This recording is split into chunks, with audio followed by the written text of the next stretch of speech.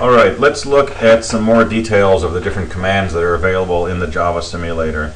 And I'm going to show you a few really important commands, and then I'm going to talk really briefly about some of the other commands that you might want to use, but that aren't really essential on a day-to-day basis. So the first command is the load command, and this is a way to take a file that we've created using a different tool like the graphical layout editor. We can use that to design a circuit, and then when we're ready to test it, we can write it into a binary file. This is just a coded description of the truth tables that should be in each cell within a matrix. And we can load that into the simulator using the load or the L command. So I've already created a file called cross.bin. It's an 8x8 crossbar network. And I can load this into our simulator with the L command. L, and you put in the upper left corner where you want this to load, the upper left corner of the cell layout. So you say L00, and then the name of the file, and you can put a full path name. You can't have spaces in here, unfortunately. Load row and column where the upper left corner should go in the name of the file, and in this case it's loaded in 8x8 matrix. And it also updates the state of the matrix each time that it loads a cell, so that if you have a circuit that's got some interesting values in it, it will update those as the cells are being loaded. Each dot that you see here is a progress bar that goes by pretty quickly. At this point we're seeing three numbers on our prompt, 0, 64, 64. Basically these are the number of clock cycles that have executed, the number of ticks, and the number of events. We'll say more about that in a few minutes when we start talking about the clock. But right now I've created a crossbar, and if I point at any of these, you can see the equation up here is just data from south goes to north, from north goes to south, west to east, and east to west. So if I click on one of these inputs, it goes all the way through and comes out the other side. If I click on this input, it goes all the way through and comes out on the bottom, and so on. So that's just a sample network, and we can load it with the load command. Another good command to know is init. Init will undo pretty much everything within the state of the matrix. Some of the simulator variables that we can set up won't be reinitialized, but if we create this and we've got some values in here, we can use the I command and everything goes back to square one. So that puts you back in a known state. We can use the number sign to make a comment.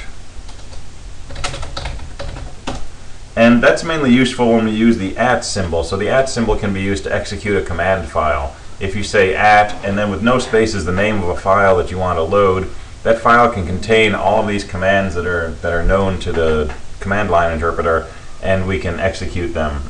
@ files can also include @ files down to a few levels of nesting.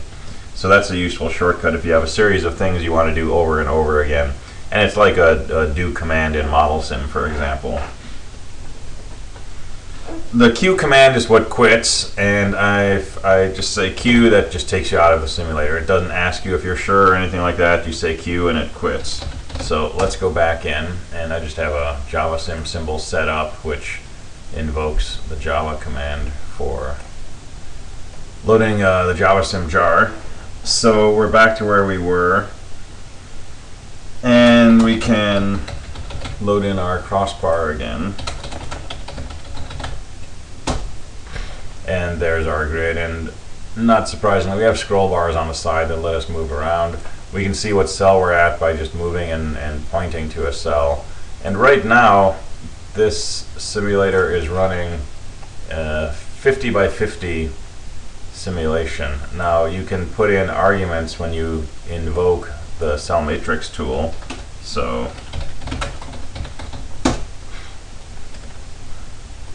if I say java-class path javasim.jar main-help, there is no help.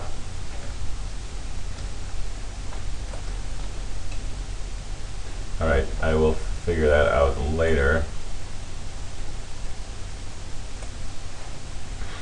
Anyway, so let's load our crossbar. Now there's a system clock sitting underneath the simulator which is used to clock in truth table bits when you're doing a configuration operation on a cell. When you set a C input to 1 and you start putting in values on the D line, they're sampled on the edges of an incoming clock. And we can simulate the ticking of the clock using the tick command. So if we say T, that will tick the clock 1 time. And you notice this first number of the prompt is also increasing. So that's showing us the number of clock ticks that have occurred. So there's a tick, there's a tick, there's a tick. This number, the second number, is showing us the total number of time steps that have occurred. So when you tick a clock, depending on how many things are changing, there may be one or more propagation delay that it takes for the consequences of that tick to complete. Or for example, if I say set 0, 0 data west to a 1, we now change from 74 to 83. We've had 9 propagation delays corresponding to the time it took to send this single across 8 cells. This last number counts the total number of events that have occurred, and that's not always the same as the number of propagation delays. So for example, let me bring this back down to a 0, and you notice that when I click this input, it actually changed the internal counts. We didn't see it until we hit another prompt, but if I change this input a bunch of times, there's 10 changes, and I just hit an enter to look at the next prompt, we've actually generated a total of 92 additional events, no clock ticks, and 92 propagation delays. I can change this upper left cell here. Let's recompile cell 0, 0, and let's say data east equals west and data south equals west. So now if I set this input to a 1, it's going to propagate across this top row of cells and down this left column of cells. So here's our counts right now: 183 events, 193 time cycle, 193 events. If I set 0, 0 data west 1, we see that our output moves across the top row and down the leftmost column. And again, we have a total propagation delay of 9 time units, because while this cell is propagating the output into here, it's also propagating into here. And while this one is copying into this third column, the cell is outputting and loading into the third row. So these two translations are happening simultaneously. So it's still only 9 propagation delays before everything is stabilized. But the number of events went up by more than 9. It actually went up by 93 to 10, so 17 total events took place. So this gives us a measure of how many clock cycles have transpired, how many time units in terms of propagation delays have transpired, and how many total events have occurred. The ratio, the number of events relative to the amount of time, that's a measure of your parallelism. So if these two are tracking each other, you're not really operating in parallel. The faster this number grows relative to this, the more parallel your system is. So we can do a T to tick the clock. We can also do an R to tick the clock 128 times. So an R will generate 128 clock cycles, and we move from 13 ticks to 141 ticks. And we can also use the G command to just say start running. When you start running, it gives you a timestamp, which is useful if you're running this from a command file and logging your output so you can see when your simulation began. And up here in the top of the graphical window, we see the number of clock ticks that have occurred, the number of clock cycles that have occurred, which is this number divided by the number of bits in the truth table, and the number of events that have transpired. If I want to get out of this, I can't use the command line interface because the CPU is spending its time running this simulation. So if I click in this window and I hit an escape, then it will stop my simulation, and you can see the number of clock ticks, the total propagation delay, and the number of events that have occurred. Alright, so those are the basic commands that we're going to use. There are some other commands that you may or may not need to get into. One is the watch command. So we can say, for example, watch 22 data south 1.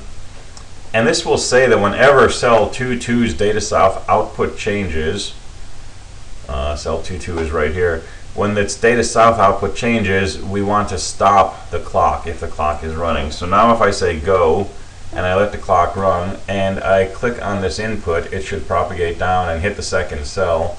And as the second cell's output is coming out, we get a message saying there's been a watch point event on cell 22's data south output.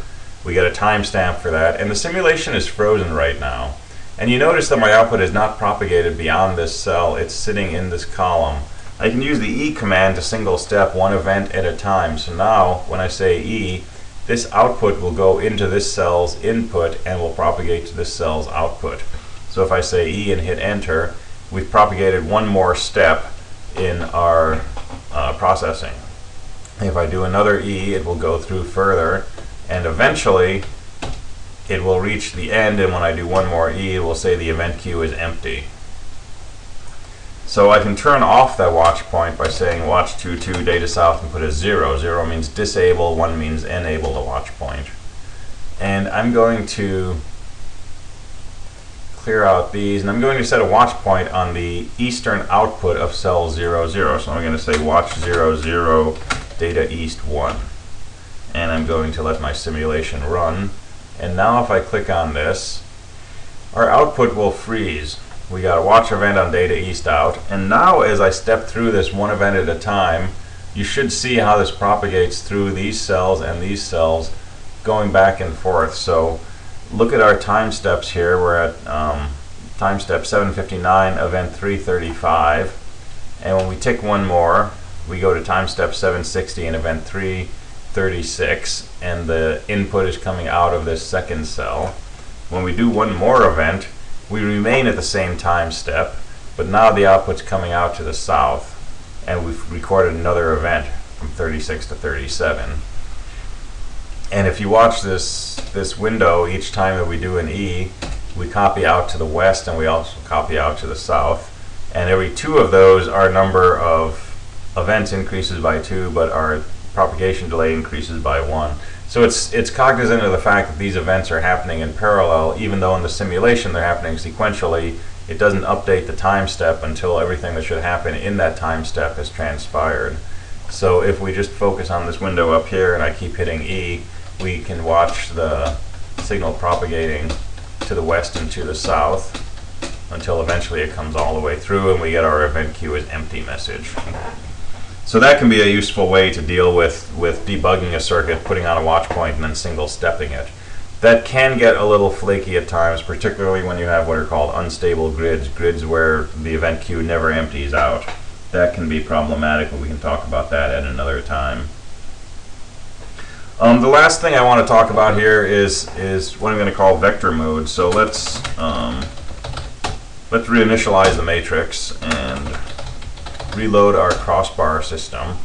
And suppose I'm using some kind of mathematics. I have an adder or a multiplier or something, and I want to set a bunch of bit values, thinking of them as an integer. So I can define a vector of input lines as follows. I can say vector define, and I can give it a name. So I don't know, I'll call it x. That's what every variable is called. I'm going to put in a row and column where I want the least significant bit to be. So if I just say 0, 0, that corresponds to this cell here, and I'm going to input it either to the north or to the west in this case. So I'm going to say data north because I want to input it on the top. And then I'm going to tell how far I want to space in between these cells from one bit to the next. Well, I want to use every single bit here as another bit of my input. So I'm going to put in a 1, and I'm going to tell it how many bits I want total in my number, which is going to be 8. So now when I say vector x 17, it will set these bits according to the bit pattern that gives me the number 17. So if I say vector x 17, it sets a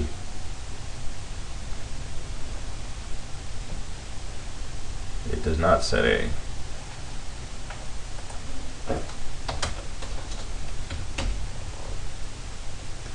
well, as I said, event mode can get a little funny at times. So after you leave event mode, it's good to go ahead and start your clock with a go command and then halt it.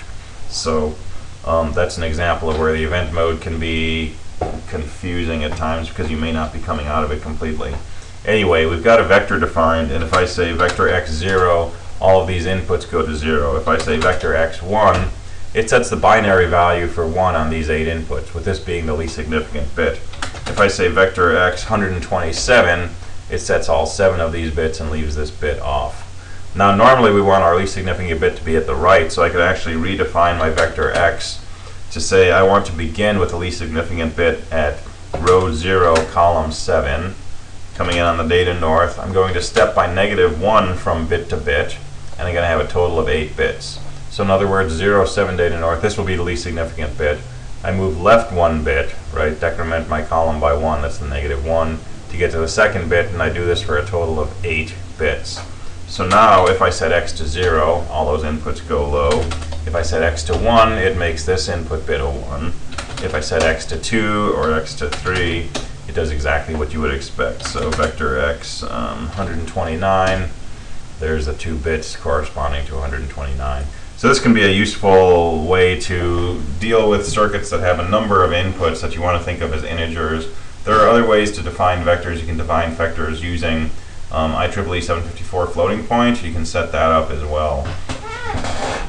Other commands that you probably don't want to worry about at this stage, but I'll just mention, there are ways that you can operate this simulator in what's called server mode. So it does not have a display, but it sits there and accepts commands through a pipe and sends output back through a pipe. So you can put this on a machine and interact with it either from the same machine or through a TCP/IP connection on a different machine hooked up in the same network, and you can interact with it and just use it as an engine.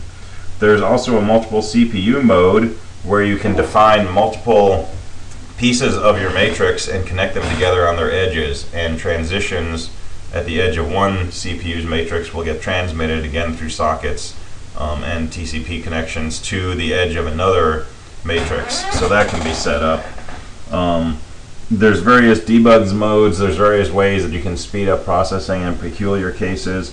The simulator will operate in a 3D setup, so that's something we'll talk about later when we talk about 3D circuits, but it is possible to specify the dimensions of the matrix when you invoke the JavaSim command, and if you put in 3 dimensions, it will come up as a 3-dimensional matrix. Other commands that you probably don't need to worry about right now, there's the capture command. You can switch your display modes to different modes. So this is mode 1, where you just see bright or dark colors indicating on whether any outputs of a cell are 1 or not. Mode 2 is similar but just uses the edges. Mode 3 uses squares but highlights them when there's an output. Mode 4, I don't remember, and mode 5 is another variation on that. Mode 6 is the usual one, and a lot of these modes take arguments. For example, if I say mode 6 100, it's mode 6 but I get big squares. There are about a dozen different mode options available, not very well documented, but it can be something to play with. And you can also do automatic capture of your activity into a file in mode 1 using the capture command. You can set the window size by using W. So if I say W5050, that's a really small window with maybe W200 200. I can go back to mode 6 and set my cell size to 50, and so now I have a small window. And there's various things like that you can do. The commands are all out there. They're basically listed, but they're not described. But if you're interested in any of these, go ahead and post a comment, and I can give you some more information about it. And if there's enough interest, I can put together some kind of tutorial on it. All right, next lecture, we're going to start talking about C mode and start looking at how you can interact with the C mode behavior of the cells.